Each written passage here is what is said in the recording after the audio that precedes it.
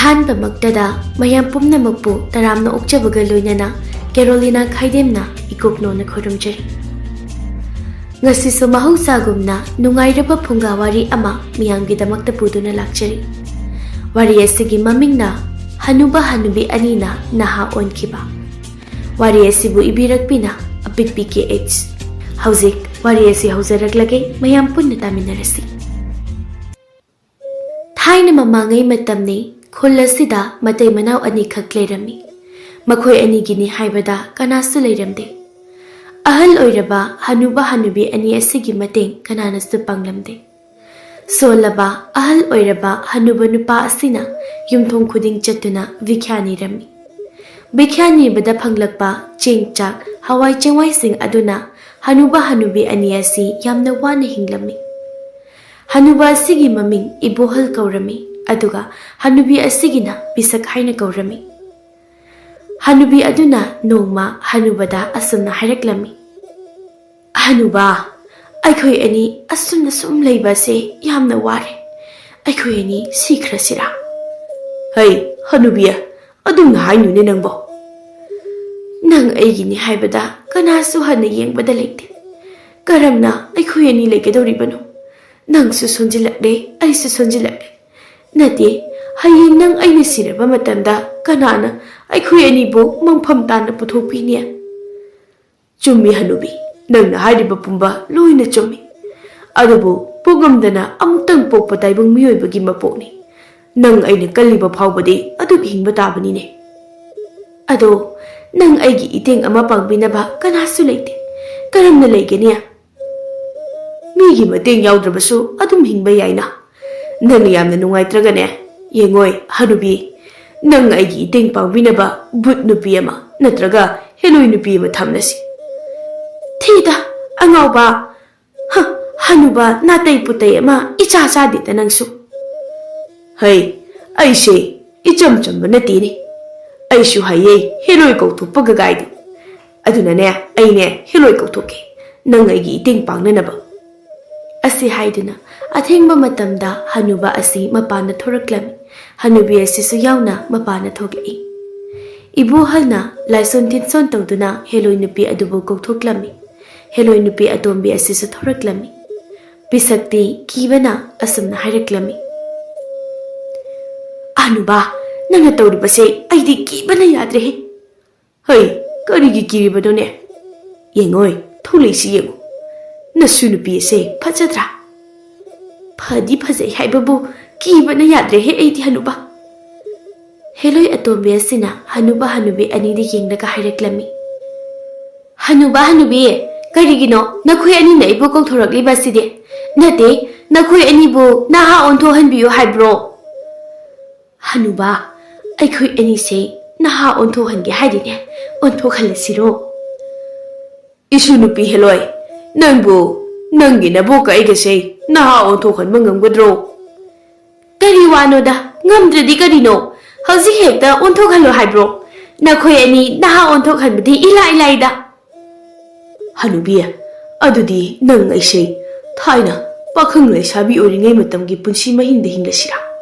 ꯑꯃꯨꯛ ꯅꯧꯅ ꯄꯥꯈꯪ ꯂꯩꯁꯥꯕꯤ ꯒꯥꯏꯗꯣ ꯎꯏꯁꯤ ꯍꯥꯏꯕꯅꯤꯅꯦ." "ꯍꯣ, ꯃꯗꯨꯕꯨ ꯌꯥꯔꯕꯗꯤꯅꯦ ꯑꯣꯟꯊꯣꯛꯁꯤ꯫ ꯏꯆꯥ ꯑꯃꯠꯇ ꯌꯥꯎꯗ꯭ꯔꯤꯕꯁꯦ ꯅꯧꯅ ꯑꯃꯨꯛ ꯍꯟꯅ ꯄꯥꯈꯪ ꯂꯩꯁꯥ ꯑꯣꯏꯗꯨꯅ ꯏꯆꯥ ꯑꯃꯇꯪ ꯌꯥꯎꯍꯧꯁꯤꯗꯣ꯫ ꯏꯆꯥ ꯏꯁꯨ ꯌꯥꯎꯗꯕꯁꯦ ꯌꯥꯝꯅ ꯋꯥꯏ꯫ ꯌꯨꯝꯁꯤꯗ ꯏꯕꯥꯅꯤꯈꯛ ꯇꯔꯛ ꯇꯔꯛ ꯂꯩ꯫ ꯌꯥꯔꯒꯗꯤꯅꯦ ꯑꯃꯨꯛꯇ ꯍꯧꯈ꯭ꯔꯕ ꯄꯨꯟꯁꯤꯗꯣ ꯁꯦꯝꯗꯣꯛꯁꯤꯅꯦ."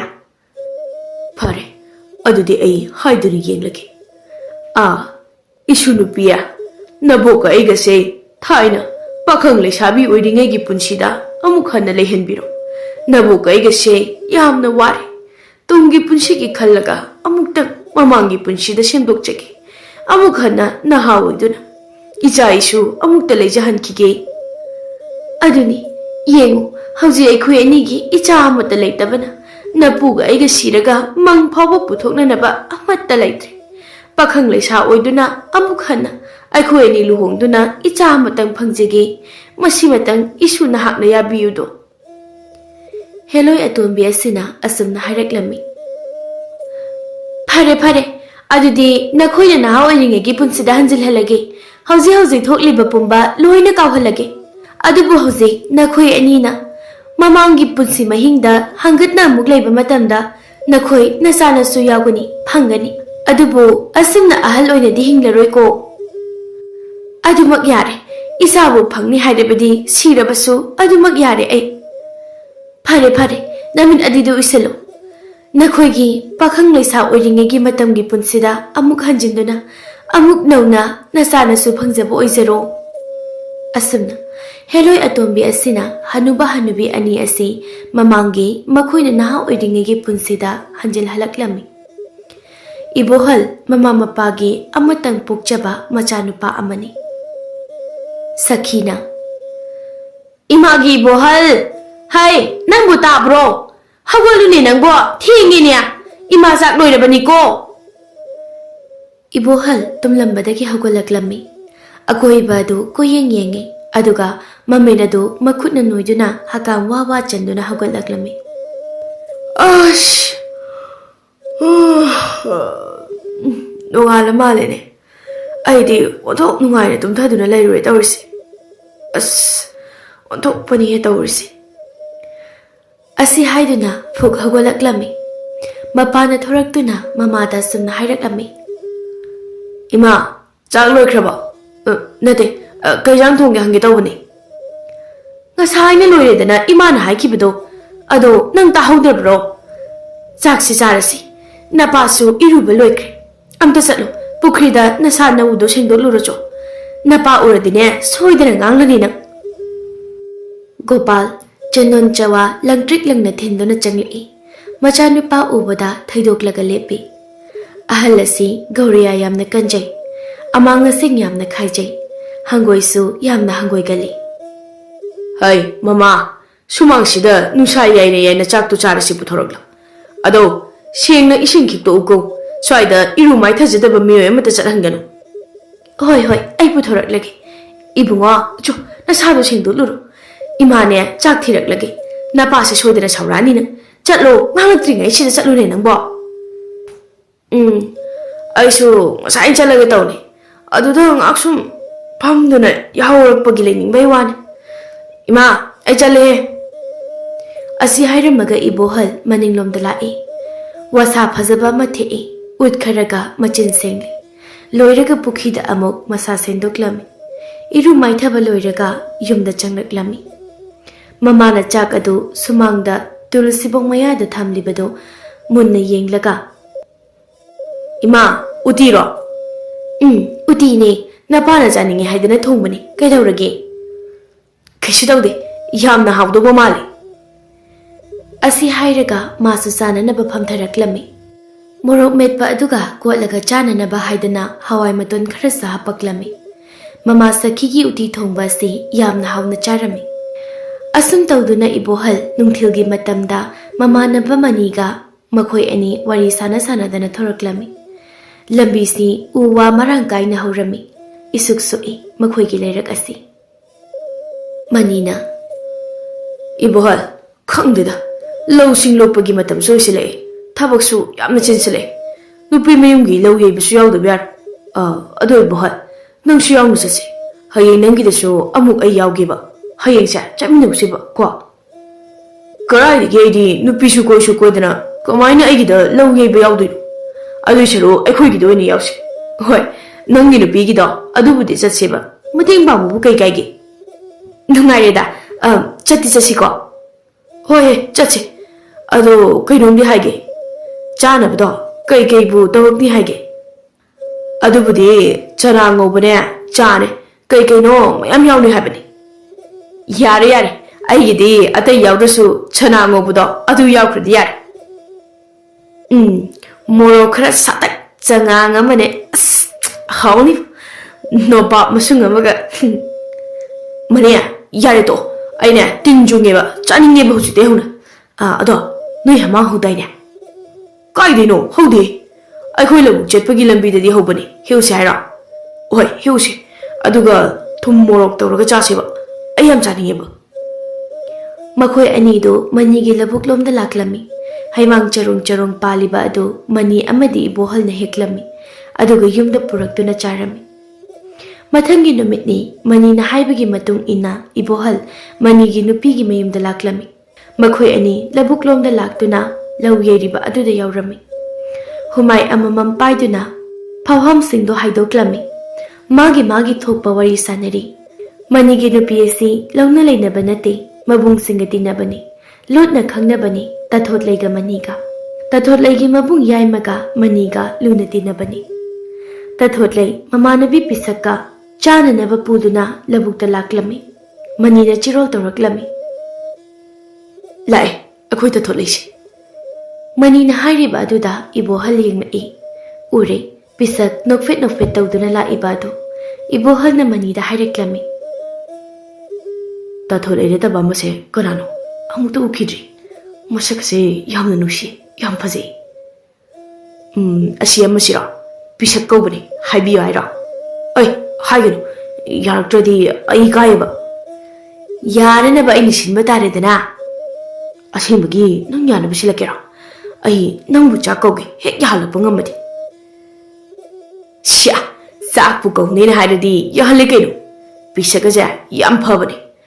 Masu kanam khangnaba leitabani. Yarakani. Tathot layna hairadi soidana yaraktoini. Aduna ai mangonda wase haudokeba. Tathot laygi mabung yaimana.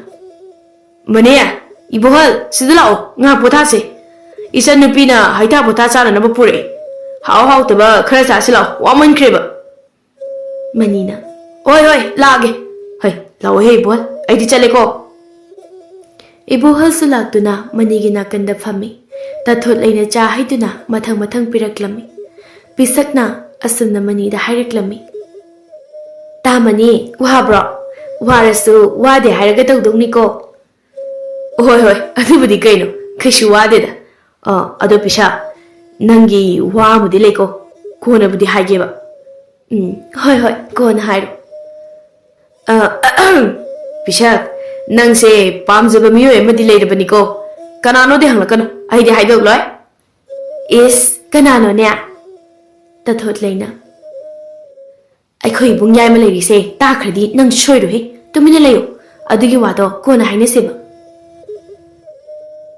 Hai sidi kona haina ba yaba wana tere. Pisakka Ibohal gase khangna hanaba yadabani ne.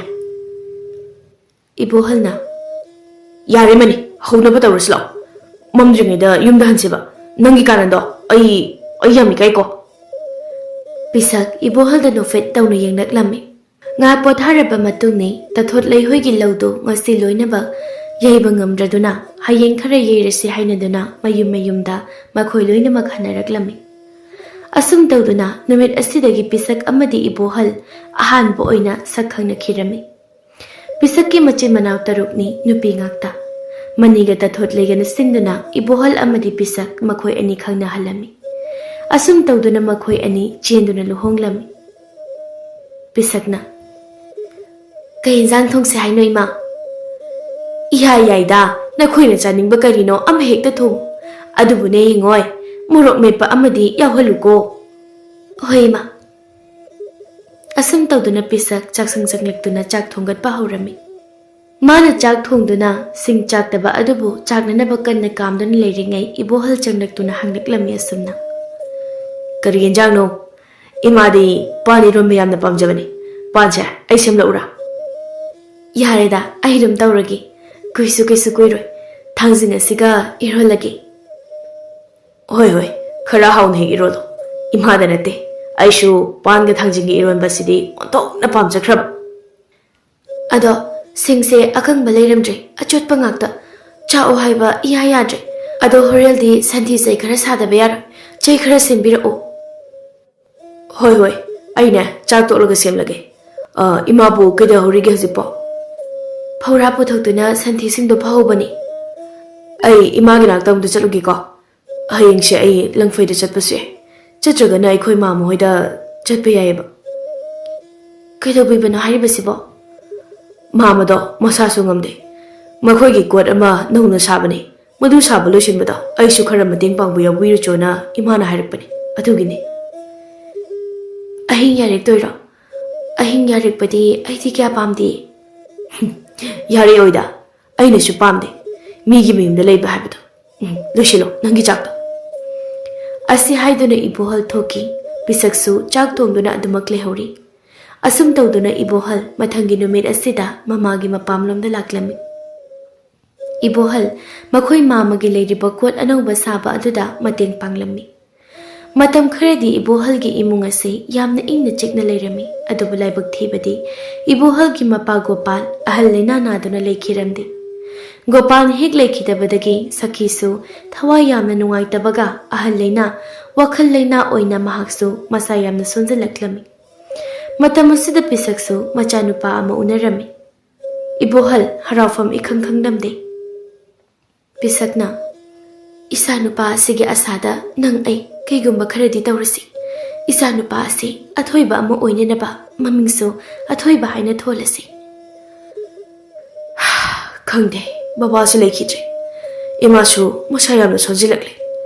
Isa asigi amuksu khandaba ngamde. Imung ase asum nomugi waba henjilakle. Hera sum wadunata laiba yaba nateda. Hayengse ai manigi manakta chatuna wa khara tanaruge. Maso hojikti sel thum kharadi paire haibani. Adubudi tatholaida dum aina sel khara pir on haibada pirakaniye. Ibohal chara ani suna chaba phanglakraba matam asida mamaso masakana nasalaklam. Imungi leita lairane henjilakpadagi upai leita manigi manakta laktuna asumna sel khara puge haina hairaklam.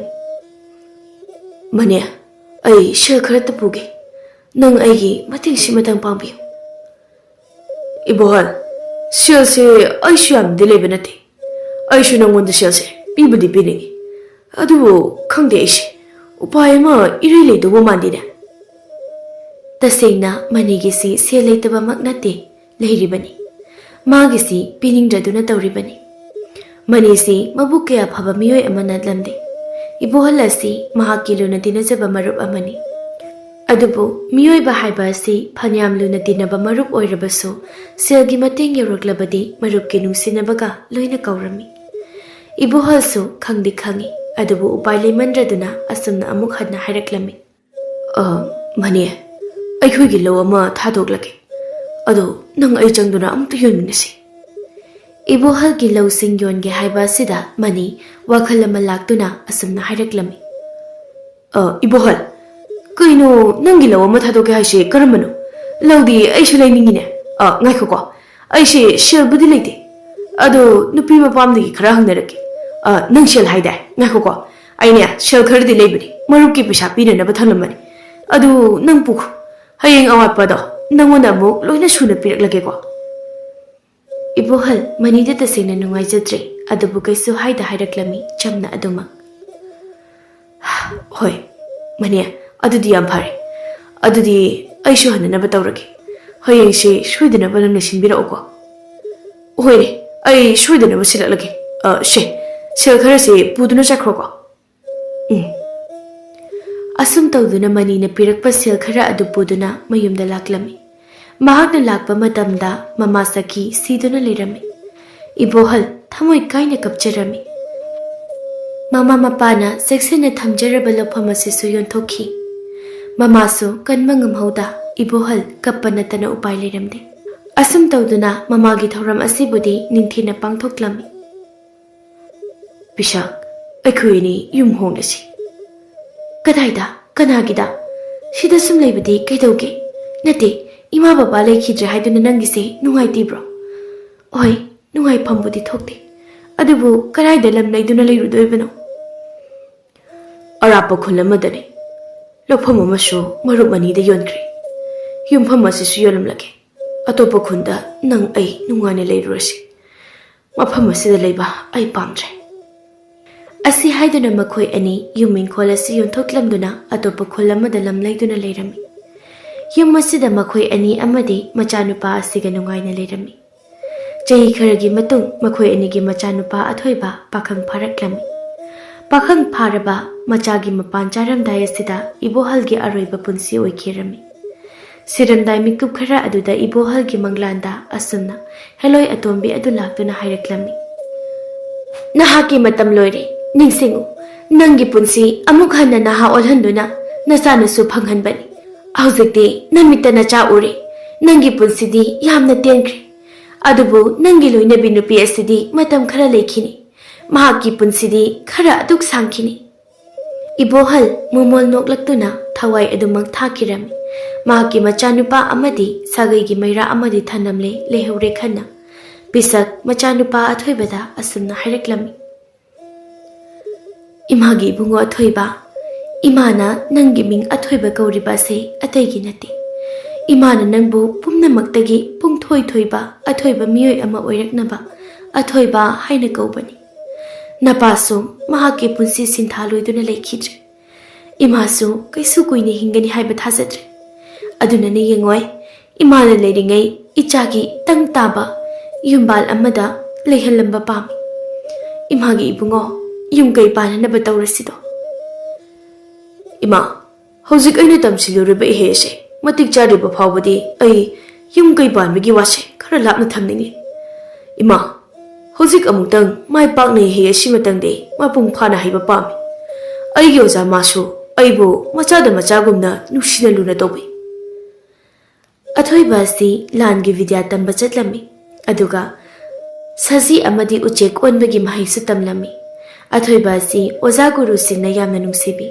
ꯂꯨꯅꯁꯨ ꯌꯥꯝꯅ ꯇꯧꯕꯤꯔꯝꯃꯤ ꯑꯊꯣꯏꯕꯒ ꯇꯤꯟꯅꯕ ꯃꯔꯨꯞ ꯑꯃ ꯂꯩꯔꯝꯃꯤ ꯃꯍꯥꯛꯀꯤ ꯃꯃꯤꯡ ꯈꯥꯕ ꯀꯧꯔꯝꯃꯤ ꯈꯥꯕ ꯑꯁꯤ ꯃꯄꯥꯟꯊꯣꯡꯒꯤ ꯁꯛꯇꯝꯗꯗꯤ ꯌꯥꯝꯅ ꯐꯕ ꯃꯤꯑꯣꯏ ꯑꯃ ꯑꯣꯏꯔꯝꯃꯤ ꯑꯗꯨꯕꯨ ꯃꯍꯥꯛ ꯑꯁꯤ ꯃꯁꯥ ꯈꯛꯀꯤ ꯈꯟꯕ ꯌꯥꯝꯅ ꯐꯠꯇꯕ ꯃꯔꯨꯞꯅ ꯃꯔꯨꯞ ꯍꯥꯠꯄ ꯃꯤꯑꯣꯏ ꯑꯃ ꯑꯣꯏꯔꯝꯃꯤ ꯈꯥꯕ ꯑꯁꯤ ꯐꯠꯇꯦ ꯍꯥꯏꯕ ꯑꯁꯤ ꯑꯊꯣꯏꯕꯅꯁꯨ ꯈꯪꯂꯝꯃꯤ ꯃꯔꯝ ꯑꯁꯤꯅ ꯑꯊꯣꯏꯕ ꯈꯥꯕꯒ ꯄꯨꯟꯕ ꯃꯇꯝꯗ ꯌꯥꯝꯅ ꯍꯩꯁꯤꯡꯅ ꯂꯣꯏꯅꯩ ꯇꯤꯟꯅꯩ ꯅꯣꯡꯃꯒꯤ ꯅꯨꯃꯤꯠꯅꯤ ꯈꯥꯕ ꯑꯃꯗꯤ ꯑꯊꯣꯏꯕ ꯕꯤꯗ꯭ꯌꯥ ꯑꯣꯏꯔꯥꯏꯔꯝꯃꯤ ꯃꯇꯝ ꯑꯁꯤꯗ ꯑꯣꯖꯥ ꯑꯃꯅ ꯑꯊꯣꯏꯕ ꯑꯁꯤꯕꯨ ꯀꯧꯁꯤꯟꯈꯤ ꯑꯊꯣꯏꯕꯅ ꯆꯠꯈꯤꯕ ꯑꯗꯨ ꯎꯕꯗ ꯈꯥꯕ ꯍꯨꯔꯥꯟ ꯃꯤꯠꯌꯦꯡ ꯌꯦꯡꯂꯛꯂꯝꯃꯤ ꯀꯔꯤꯅꯣ ꯑꯩꯗꯤ ꯀꯧꯗ ꯃꯇꯣꯝꯗ ꯀꯧꯈꯤꯕꯁꯤꯅ ꯀꯔꯝꯕ ꯋꯥꯔꯤ ꯁꯥꯟꯅꯗꯧꯔꯤꯕꯅꯣ ꯑꯊꯣꯏꯕꯗ ꯑꯍꯦꯟꯕ ꯀꯔꯝꯕ ꯕꯤꯗ꯭ꯌꯥ ꯇꯝꯕꯤꯗꯧꯔꯤꯕꯖꯥꯠꯅꯣ ꯑꯁꯤ ꯈꯟꯗꯨꯅ ꯇꯨꯃꯤꯟ ꯂꯦꯞꯇꯨꯅ ꯈꯥꯕ ꯐꯠꯇ꯭ꯔꯕ ꯋꯥꯈꯜ ꯀꯌꯥ ꯑꯃ ꯈꯟꯖꯤꯟꯗꯨꯅ ꯂꯩꯔꯝꯃꯤ ꯁꯣꯝꯗ ꯑꯊꯣꯏꯕꯕꯨ ꯀꯧꯔꯤꯕꯒꯤ ꯃꯔꯝꯗꯤ ꯑꯣꯖꯥ ꯑꯁꯤꯅ ꯑꯊꯣꯏꯕꯗ ꯑꯁꯨꯝꯅ ꯍꯥꯏꯔꯛꯂꯝꯃꯤ ꯑꯊꯣꯏꯕ ꯑꯩꯒꯤꯗꯤ ꯅꯪꯁꯦ ꯈ꯭ꯋꯥꯏꯗꯒꯤ ꯑꯆꯥꯟꯕ ꯁꯤꯁꯥ ꯑꯃꯅꯤ ꯑꯗꯨꯅ ꯌꯦꯡꯉꯣꯏ ꯅꯍꯩꯗ ꯄꯨꯛꯅꯤꯡ ꯆꯪꯉꯨ ꯅꯪꯉꯣꯟꯗ ꯀꯅꯥꯗꯁꯨ ꯇꯥꯛꯈꯤꯗ꯭ꯔꯤꯕ ꯇꯝꯕꯤꯈꯤꯗ꯭ꯔꯤꯕ ꯃꯍꯩ ꯑꯃꯈꯛ ꯑꯩ ꯅꯪꯉꯣꯟꯗ ꯇꯥꯛꯀꯦ ꯃꯁꯦ ꯅꯪꯒꯤ ꯆꯤꯔꯕ ꯀꯅꯥ ꯂꯩꯇ꯭ꯔꯕ ꯈꯨꯗꯣꯡꯊꯤꯕ ꯃꯇꯝꯗ ꯁꯤꯖꯤꯟꯅꯒꯗꯕ ꯃꯍꯩ ꯑꯃꯅꯤ ꯑꯣꯖꯥꯅ ꯑꯩꯕꯨ ꯅꯨꯡꯁꯤꯕꯤꯕ ꯑꯁꯦ ꯌꯥꯝꯅ ꯍꯔꯥꯎꯖꯩ ꯑꯣꯖꯥ ꯑꯩꯅ ꯁꯨꯝ ꯌꯦꯡꯕ ꯃꯇꯝꯗ ꯅꯪꯒ ꯇꯣꯏꯅ ꯂꯣꯏꯅꯔꯤꯕ ꯄꯨꯜꯂꯤꯕ ꯃꯤꯁꯛ ꯈꯥꯕ ꯑꯁꯤ ꯃꯕꯨꯛ ꯀꯌꯥ ꯁꯦꯡꯗꯦ ꯑꯗꯨꯅ ꯃꯉꯣꯟꯗꯗꯤ ꯃꯁꯤ ꯍꯥꯏꯅꯤꯡꯗꯦ ꯇꯝꯅꯤꯡꯗꯦ ꯑꯁꯤ ꯍꯥꯏꯗꯨꯅ ꯑꯊꯣꯏꯕꯗ ꯃꯥꯒꯤ ꯑꯔꯨꯕ ꯃꯍꯩ ꯑꯁꯤ ꯇꯝꯕꯤꯔꯛꯂꯝꯃꯤ ꯇꯥꯛꯄꯤꯔꯝꯃꯤ ꯈꯥꯕꯁꯨ ꯂꯣꯟꯅ ꯌꯦꯡꯂꯝꯃꯤ ꯇꯥꯔꯝꯃꯤ ꯃꯍꯥꯛꯅ ꯇꯧꯔꯤꯕ ꯑꯗꯨ ꯎꯕꯗ ꯑꯊꯣꯏꯕꯗ ꯁꯤꯡꯅꯕ ꯑꯃ ꯄꯣꯛꯈ꯭ꯔꯦ ꯑꯊꯣꯏꯕꯕꯨ ꯍꯥꯠꯂꯒꯦ ꯍꯥꯏꯅ ꯈꯟꯈ꯭ꯔꯦ ꯅꯣꯡꯃ ꯑꯊꯣꯏꯕꯅ ꯕꯤꯗ꯭ꯌꯥ ꯇꯝꯕ ꯂꯣꯏꯔꯒ ꯌꯨꯝꯗ ꯍꯜꯂꯛꯄꯒꯤ ꯂꯝꯕꯤꯗꯅꯤ ꯂꯝꯕꯤ ꯑꯁꯤꯗ ꯀꯅꯥꯁꯨ ꯆꯠꯂꯝꯗꯦ ꯑꯊꯣꯏꯕ ꯃꯇꯣꯝꯇ ꯂꯥꯛꯄꯅꯤ ꯃꯁꯤꯒꯤ ꯇꯥꯟꯖꯥ ꯂꯧꯗꯨꯅ ꯈꯥꯕ ꯇꯨꯃꯤꯟꯅ ꯏꯅꯔꯛꯂꯝꯃꯤ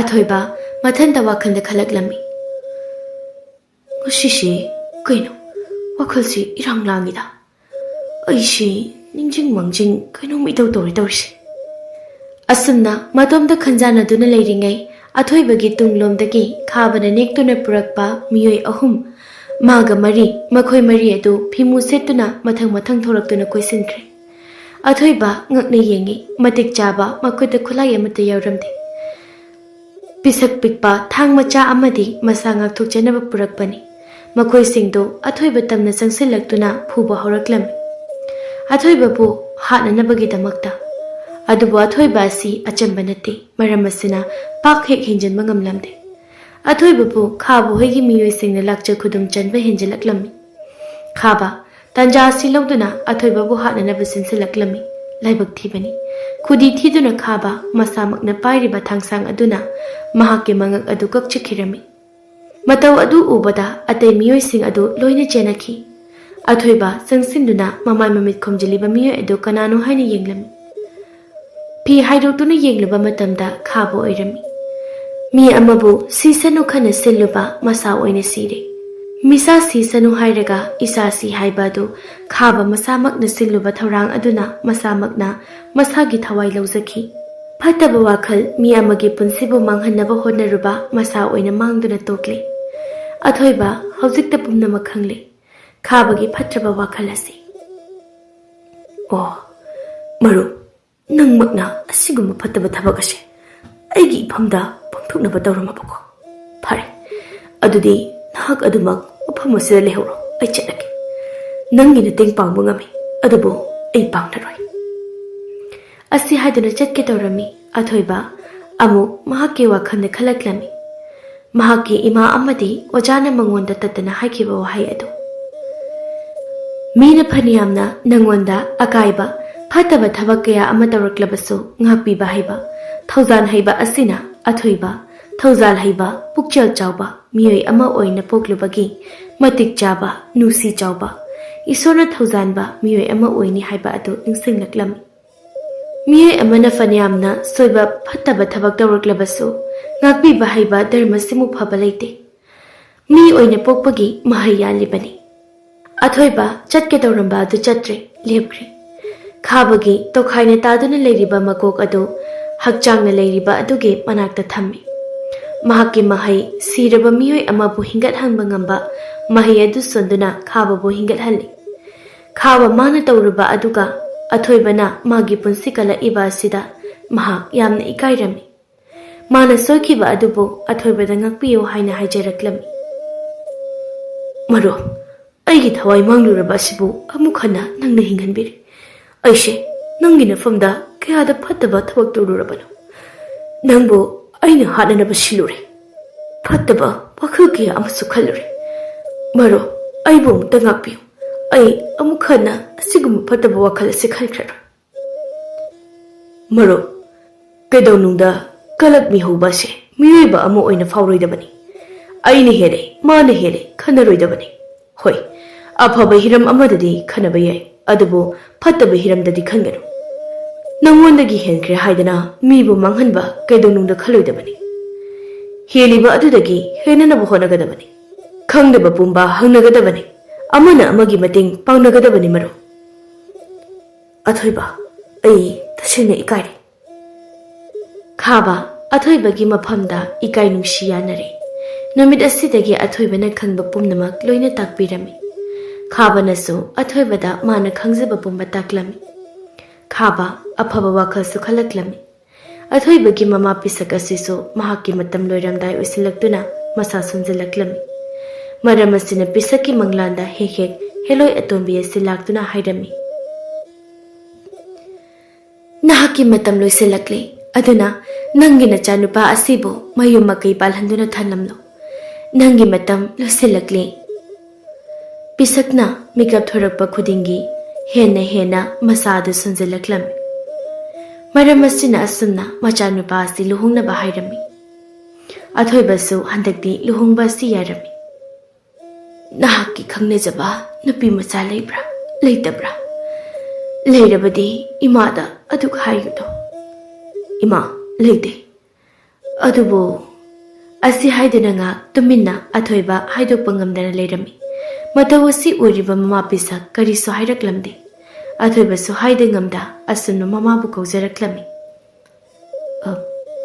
ima athoiba asi hairaga tumina leirami pisikna hangnaklami machanupa asida nofel tawna hayuni imada nangna hainingbado loina hayo karigino nangna tumina lesilibadi hojik ima ase kuina hingadaba mande nangbo ima leiringai asida nayumna kai panduna lehenba pamini imana mamagi wahai adada athoiba handakti asumna hairaklami yamna tapna mamada ikairap tawna ima aigi osagi machanupi amale mahak nataba topa nupidi ai hanna yengde urude ima osagi machanupi ase pamjai nungsi haiduna aigi hek hei takpi tambiriba oja amagi machanupi bu karamna aina nungsi pame hairuni ima hai angauba adugi bu karigi wari ima leiriba sidi Nangidamak ima lady kawanune. Imana pumnamak pananaba shinganine nangbo. Asi haidana pisak masangam drabasungam athoibagi ozagi manakta laklam. Oza asida machanupi adubo mama oizagi hairami. Oza asina hena haraurami. Athoibasi hanadagi sahona maya oiningduna leirami. Machanupi asi athoibaga luhongba haibada yanarami. Abhaba miyoi haiba asidi pumnamak pamnaba zani. Phattaba miyoi dabu karamna machaningo thajaningani. Abhaba miyoi da machaningol asibo mama mapa oibasena thajaba pamlami. Masana tungi punsida nungaina leijananaba. Asum tawduna athoiba mahaki ozagi machanupi langlenga luhonglami. Pisak machanupa asi mayumakai pale. Yuma natai chana leire. Pisak hauzik mahaki punsi asi sirabasu yare. Mahaki sumatam loisilakli. Aroiba matam asida pisakna machanupa athoiba bukok sinduna asumna hairaklami. Yengoi, nangbu icha oina phangjakiba ase. Tarai na phangjakiba icha ama nate. Hausikti nama ayhakisu matam loire. Nakhoibu thadokduna chatpada tare. Isadi punsi nungsana ana ayek yauda nungai phana paluko. Imo ibema la imagi naksida pham. Matik chabe yumburimbi ama oiduna. Napuroiba sigi seba ningthina tawduna. Nachanupa amadi nachanupi phangjaduna nungaina leiruko. Punsi lila sanaduna awa nungai kaya amalan thengnaduna. Nungaiba punsi mahing ama oiduna leiruko. Pisaki aroiba matam asida wafam asi hairamduna taibang thadokhirami. Athoibana macha ama oina mama pisaki thauram pumpa luina pangthoklami. Asi oiraba male punsi haibasi. Miyaibagi punsi se kyada nuksikhrabanu. Mama mapa oibasingi maphamda macha oibasing ase kyada nuksijaba khanjaba. Macha oibasingi maphamda so mama mapa oibasing ase kayamuk yamna maru oizaba. Miyoi kaya amadi macha singbu tathi taunari. Kaya amana mama mapa oibasingbu minungsi leita tathi tauri. Mayumakai palabasingna magi matu machana hena luna khanai. Apokpa pokpidagi hena luna. Khara amana mama mapa sing amadi matu masa sing chap manana minungsi amaga loinana hingminarami. Matam kharagi matungdani langlen amadi athoiba makhoi anigisu nungsiraba machanupi amadi machanupa phaibok oina phangjarami. Asumna makhoisu nungaina awat apa leitana nungaina pankhirami.